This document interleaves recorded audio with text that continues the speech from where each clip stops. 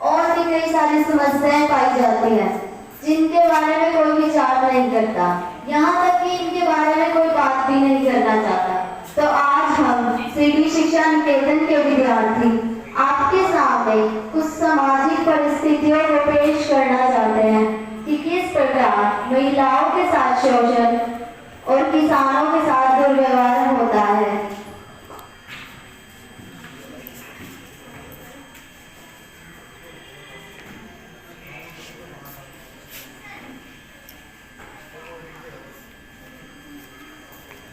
अरे भैया, इलेक्शन आ रहे हैं, अब की बार किसको वोट डालोगे? और किसको? जिसको पिछले 10 सालों से देखते आ रहे हैं उसी को देंगे ना वोट। जरूरी थोड़ी है जिसे हर बार वोट देते हो उसे ही दो। जो तुम्हारे विकास और कल्याण के लिए काम करे उसे वोट दो।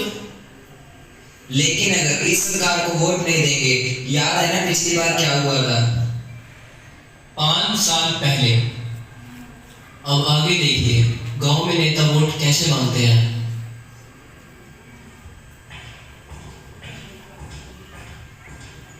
सुनो सारे गांव वालों, अब की बार सारे हमारी सरकार को ही वोट देना। क्यों भैया, हमारी मर्जी, हम जिस मर्जी को वोट दे। अबे ओ गरीब, जितना का है ना उतना कर, ज्यादा बोलने की जरूरत नहीं है वरना हम तेरी जमीनें छीन लेंगे। ऐसे कैसे हमारी जमीनें छीन लोगे?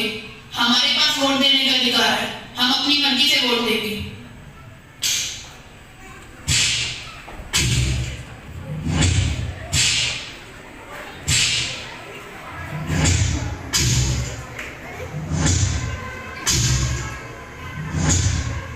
देख लिया ना, यही हाल तुम सभी का होगा अगर तुमने हमारी सरकार को वोट नहीं दिया। तो दिमाग लगाओ और हमारी सरकार को ही वोट दो।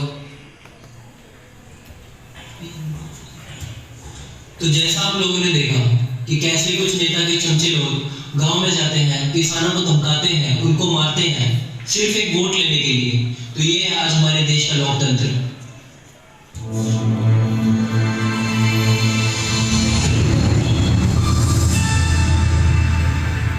5 साल बाद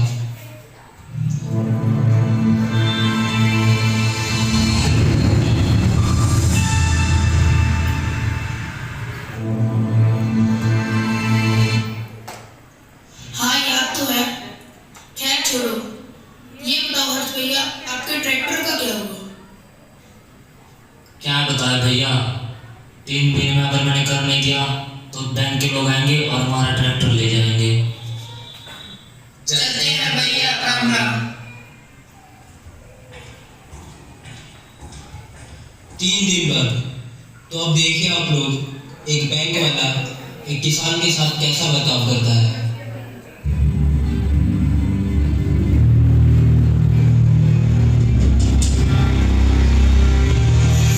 गरीब, मैंने तुझे कहा था ना, वक्त से पहले कर चुका दे, वरना मैं तेरा ट्रैक्टर ले जाऊंगा।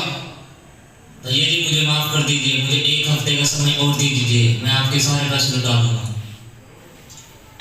हट, ये बात बोलते बोलते तूने मेरे 6 महीने बर्बाद कर दिए। अब मैं और इंतजार नहीं कर सकता, अब मैं तेरा ट्रैक्टर लेके जा रहा हूँ। अरे भैया जी मुझे माफ कर दीजिए, मेरा ट्रैक्टर मत लेके जाइए, हम गरीब लोग भूख से मर जाएंगे, मुझे अपनी बेटी की शादी के लिए पैसे भी जमा करने हैं। चल हट गरीब, अब मैं तेरा ट्रैक्टर लेके जा रहा हूँ।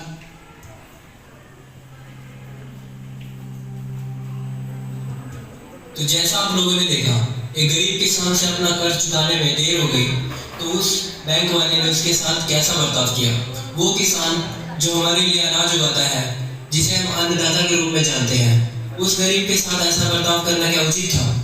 यह है हमारे देश के किसानों के हालात। माँ, मैं कॉलेज जा रही हूँ। ठीक है बेटा, मन लगा के पढ़ाई करना।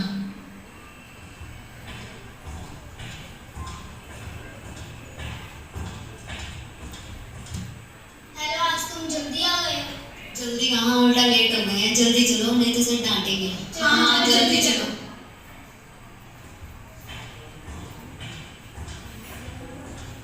अरे तुमने नोट्स बना लिए क्या? हाँ, मैंने तो बना ली। तो यार मैंने तो बनाया नहीं। अरे कहाँ चलिए, अपना नाम तो बताते जाओ। तेरी हिम्मत कैसे हुई इसे छेड़ने की? तुम्हारा ना लगता है तुम मुझे जानते नहीं हो। अब देखो मैं तुम्हारे साथ क्या करता हूँ। हाँ ठीक है, देख लेंगे। कुछ घंटे बाद चलो मेरे लेक्चर्स तो हो गए। हाँ मेरे भी हो गए। मेरा एक लेक्चर बाकी है, मैं वो लगा कर आऊंगी। तो ठीक है, हम चलते हैं फिर। Okay bye. बाय।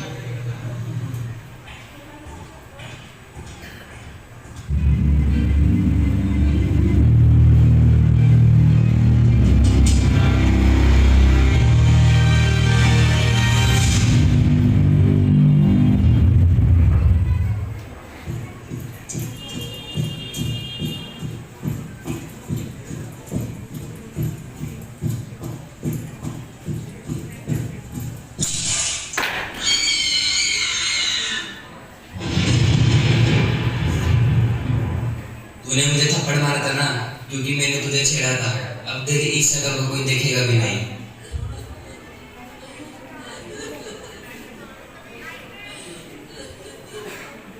देखो देखो वहां पर क्या हुआ।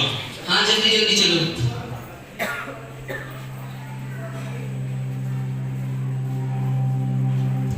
हेलो हेलो, आपकी बेटी सिटी हॉस्पिटल में एडमिट है, जल्दी आइए। हे भगवान, क्या हुआ मेरी बेटी को? ये सब कैसे हुआ? डॉक्टर साहब क्या हुआ? देखिए इसके चेहरे पर एसिड फेंका गया है, जिसकी वजह से इसका आधा चेहरा जल गया है। तो कुछ कीजिए ना डॉक्टर साहब। देखिए पुलिस का मामला है, एसिड केस है, पहले एफआईआर दर्ज करवाइए। पहले मेरी बेटी की हालत तो देखिए, इसका इलाज तो कीजिए। देखिए आप समझने की कोशिश कीजिए, हम कुछ नहीं कर सकते, आप हटिए यहाँ से। आपके अंदर थोड़ी सी भी दया नहीं है क्या? हालत तो देखिए मेरी बेटी की। हटिए आप, पहले पुलिस के पास जाइए या उस आदमी को पकड़ कर लेकर आइए जिसने आपकी बेटी पर एसिड फेंका है। हम कुछ नहीं कर सकते।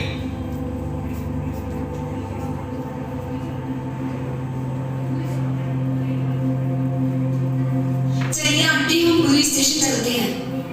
तो जैसा आप सभी ने देखा, एक एसिड केस होने की वजह से डॉक्टर ने इलाज करने से मना कर दिया, जस्ट बिकॉज ये पुलिस का मामला था। तो आप सभी ये बताइए, क्या उस डॉक्टर का फर्ज नहीं बनता था कि पहले वो इलाज करे? वो डॉक्टर जिसे हम लोग भगवान का दर्जा देते हैं।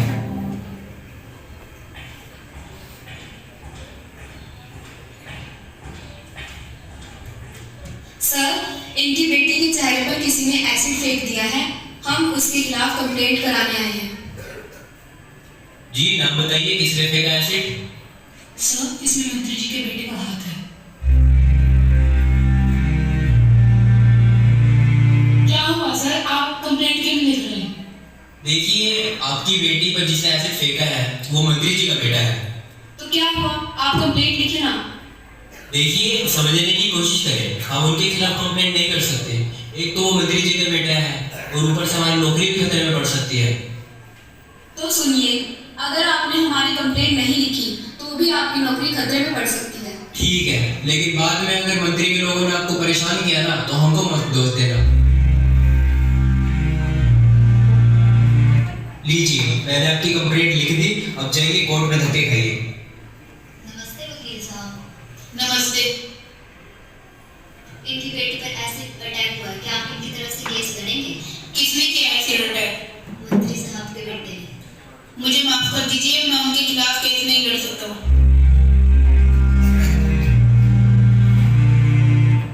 लगता है हमें किसी और वकील के पास जाना चाहिए। ठीक है, चलो।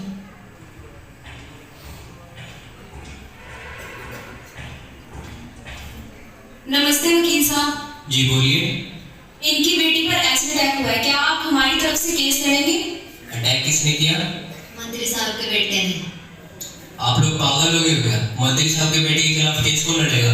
मुझे अपनी जान ज्यादा प्यारी है, आप लोग जाइए, ऐसे मैं केस नहीं लड़ सकता। अब हम क्या करें?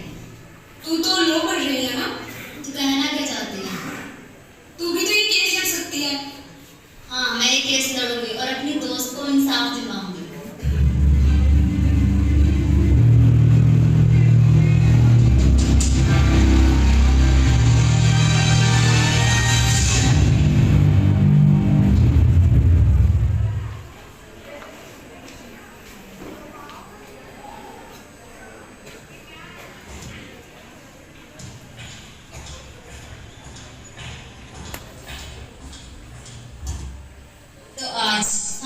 इस अदालत में इकट्ठे हुए हैं एक लड़की जिसके चेहरे पर एसिड फेंका गया। वो लड़का और कोई नहीं बल्कि हमारे मंत्री जी का ही बेटा है। ऑब्जेक्शन माय लॉर्ड, इन लोगों के पास क्या सबूत है कि एसिड मंत्री जी के बेटे ने ही फेंका?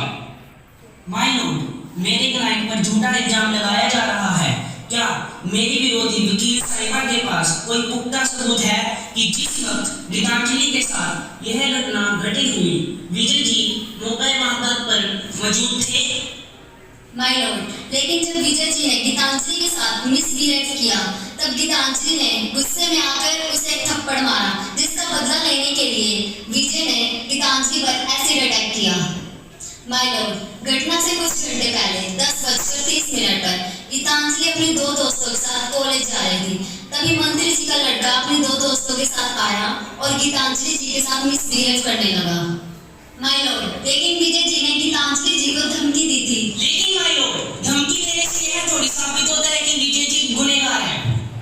ऑब्जेक्शन माय लॉर्ड, हम अपनी विरोधी वकील साहिबा की बात मान भी लें कि विजय ने गीतांजलि के साथ मिसबिहेव किया, लेकिन इससे यह थोड़ी साबित होता है कि गीतांजलि के ऊपर विजय ने ही एसिड फेंका है।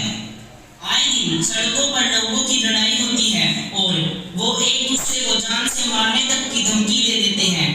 उनमें से कुछ लोग अगले दिन दुर्घटनाग्रस्त हो जाते हैं। तो इसका मतलब ये तो नहीं कि हम धमकी देने वाले लोगों को पकड़ के ले आए।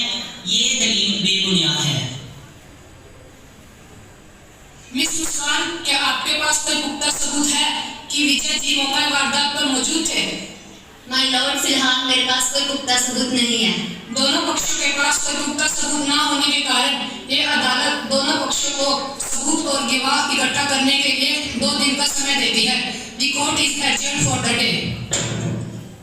अब आप देखेंगे कि किस तरह से नेताजी के आदमी गीतांजलि के परिवार को धमकाने के लिए उनके घर जाते हैं और उन्हें केस वापस लेने के लिए मजबूर करते हैं।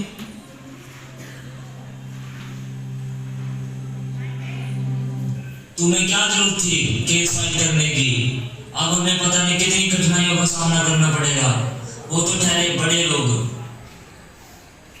तो हम अपने बेटे के गुनहगार को ऐसे थोड़ा छोड़ देते, हमें कुछ तो करना ही था। कोई बात नहीं अंकल, आप फिक्र मत कीजिए, मैं अपने दोस्त के लिए कुछ कर सकती हूँ।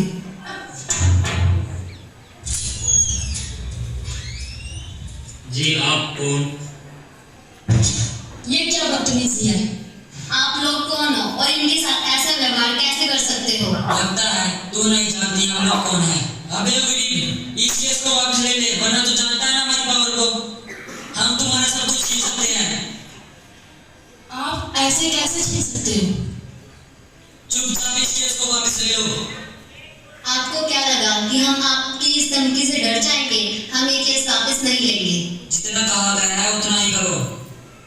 हे भगवान, ये सब क्या हो रहा है?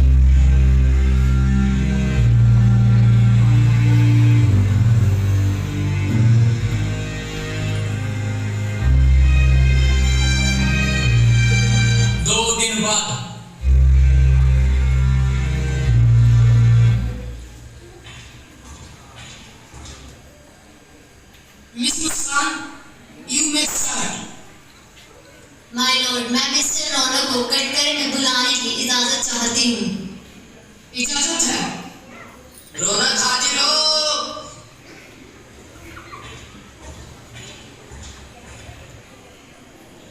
अब गीता पर हाथ रखकर शपथ लीजिए कि जो बोलेंगे सच बोलेंगे और सच के सिवा और कुछ नहीं बोलेंगे। मैं गीता पर हाथ रखकर शपथ लेता हूँ कि जो तो कहूँगा सच कहूँगा, सच के अलावा कुछ नहीं कहूँगा। मिस्टर रौनक, आप वारदात के वक्त वहाँ पर मौजूद थे। क्या आप विजय जी को जानते हो? जी हाँ, वो तो मेरा दोस्त है। आप 3 दिन पहले 10 से 11 के बीच में कहाँ थे? मैं अपने दोस्त विजय के साथ शहर से बाहर था। ठीक है, आप जा सकते हो। माय लॉर्ड, मैं मानसी को बुलाने की इजाजत चाहता हूँ। इजाजत है। मानसी हाजिर हो। अब गीता पर हाथ रखकर शपथ लीजिए कि जो बोलेंगे सच बोलेंगे और सच के सिवा और कुछ नहीं बोलेंगे। गीता पे हाथ रख के शपथ लेती हूँ कि जो भी बोलूंगी, सच के सिवा और कुछ नहीं बोलूंगी। क्या आपकी वारदात वाले दिन गीतांजलि से मुलाकात हुई थी? जी हाँ, हम उस दिन साथ में कॉलेज गए थे। आप उनके साथ कब तक थे? जी मैं उनके साथ कॉलेज खत्म होने तक थी, लेकिन उसका एक लेक्चर बाकी था, इसलिए वो वहीं रुक गई और मैं वहां से चली गई। आप बताइए, विजय जी ने गीतांजलि जी के साथ मिसबिहेव किया था? हाँ, विजय ने गीतांजलि के साथ मिसबिहेव किया था, मैं वहां मौजूद थी। क्या आप एसिड अटैक के वक्त वहां मौजूद थी? नहीं। ठीक है, आप जा सकते हैं। माय लॉर्ड, मैं मिस्टर विजय को कटघर में बुलाने की परमिशन चाहती हूँ। Permission granted. विजय हाजिर हो। अब गीता पर हाथ रखकर शपथ लीजिए कि जो बोलेंगे सच बोलेंगे और सच के सिवा और कुछ नहीं बोलेंगे। मैं हाथ रख के शब्द लेता हूँ, जो बोलूंगा, सच के अलावा कुछ नहीं बोलूंगा। तो मिस्टर विजय, ये बताइए कि जिस दिन गीतांजलि पर एसिड अटैक हुआ, उस वक्त आप कहाँ पर थे? मैं शहर में नहीं था। जज साहब, मेरे क्लाइंट जिस होटल में अपने दोस्त के साथ ठहरे थे, उस होटल का बिल और बाकी की डिटेल मेरे पास है, आप देख लीजिए। The defence rest my lord. Miss Muskan, क्या आपके पास कोई पुख्ता सबूत है? तमाम सबूतों और गवाहों को मद्देनजर रखते हुए ये अदालत इस नतीजे पर पहुंची है कि मिस्टर विजय निर्दोष है और उन्होंने कोई गुनाह नहीं किया है और उन पर लगाए गए सभी इल्जाम बेबुनियाद है। The case is dismissed. देख लिया ना मुझसे पंगा लेने का अंजाम। मुझे पता था कि यही होगा, तुम मेरा कुछ नहीं बिगाड़ पाए। बहुत शौक था केस लड़ने का, वो भी मेरे एज। मुझे कोई हरा नहीं सका। कोई बात नहीं बेटा, मैं तो पहले से ही जानता था कि ये सब होगा। मुझे लगा था कि इस देश में कानून सबके लिए एक समान है, लेकिन आज मैं ये जान चुकी हूँ कि ये बात गलत है। यहाँ गरीबों को कभी इंसाफ नहीं मिलता, फिर चाहे वो सच्चे ही क्यों ना हो। अदालत सिर्फ सबूतों और गवाहों पर चलती है और सच्चे होने पर भी इंसाफ नहीं मिल पाता। मुझे डॉक्टर का फोन आया था और उन्होंने कहा है कि गीतांजलि को होश आ गया है। मैं उसका सामना कैसे करूं? मैं तो केस हार चुकी हूँ। कोई बात नहीं, उससे मिलने जाना ही होगा।